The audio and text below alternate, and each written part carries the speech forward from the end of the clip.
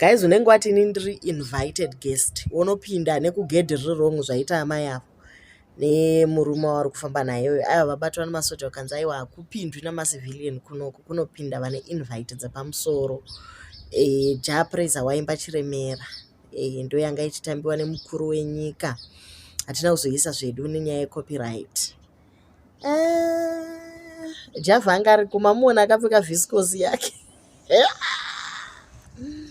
Javha anga ariko plus madzimai tamaona futi vanga variko kuterrace uko vachidya chicken. Let's hope haisa last time yekuidya in the next 5 years.